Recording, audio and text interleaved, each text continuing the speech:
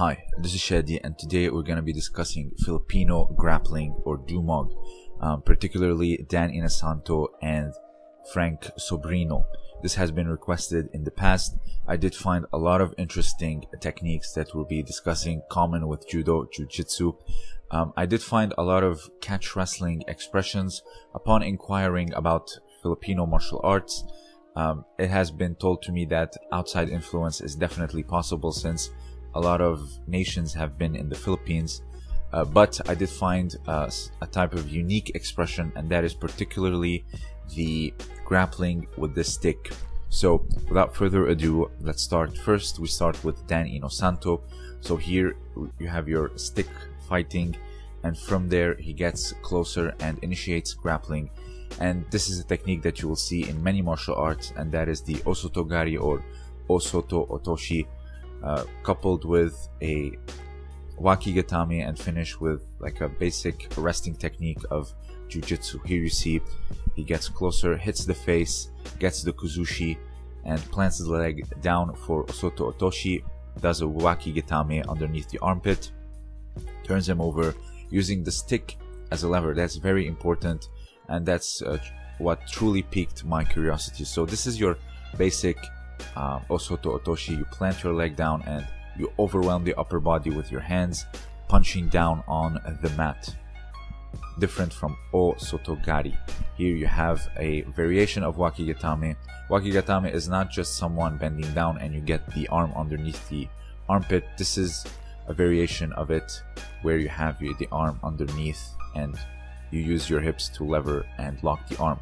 So here, let's see another one where he's actually using the stick to create a variety of chokes like the cross choke, guillotines, and gets the tap again using the stick to lever and creates a unique expression.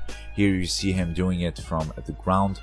He uses the stick to frame and then does like a cross choke or a baseball bat choke. So instead of the lapel or the collar or eri, he's actually using the stick, which creates a far more rigid block, I would say. So for the no-gi guys, I have a question. Can you actually use your calf or your shin to grab on like a cross choke and actually complete the choke from like a rubber guard? Please let me know down below. So here you see the variety of chokes you can get with the stick, similar to the old Judo and Jiu-Jitsu chokes. Now here, this one is actually very interesting, and that is a Moroto-gari with a stick, like reaping the double leg, but with the stick rather than both hands. And then here he does a straight ankle lock and calf slice using the stick, of course, to increase leverage and gets the tap. Particularly the straight ankle lock, putting it on the Achilles, is very interesting. Here, this is your basic Moroto-gari, but instead of both hands reaping the legs, he's actually using the stick, which makes it somewhat easier to do it, and couple it with the striking of the stick fighting.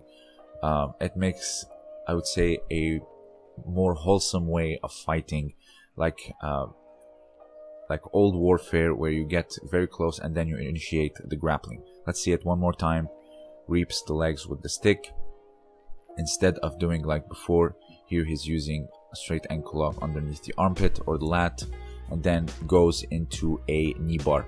Of course, videos will be linked in the description if you want to watch them in their entirety. Now, let's switch over to Frank Sobrino. He's doing like a collar tie. This is not stick grappling with the stick or stick grappling. Here he does like a Sukul-nage or a scooping throw and plants him directly on his head. Again, this will be very fatal. Obviously illegal in your Judo and Jiu-Jitsu competitions. This is your Sukul-nage, or teguruma they call it also.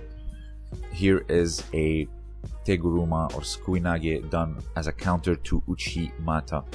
Here he shoots his leg up, grabs the leg, scoops it upwards, and with the arm helps it to get a lift, and then throws him onto his back. But you can also plant them on their head. Kataguruma, same thing.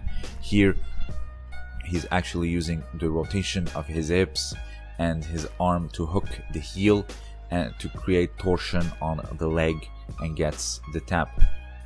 This is a very similar mechanism to an old Aikido way of pinning the shoulder. Here we see you can also heel hook and create torsion on the knee.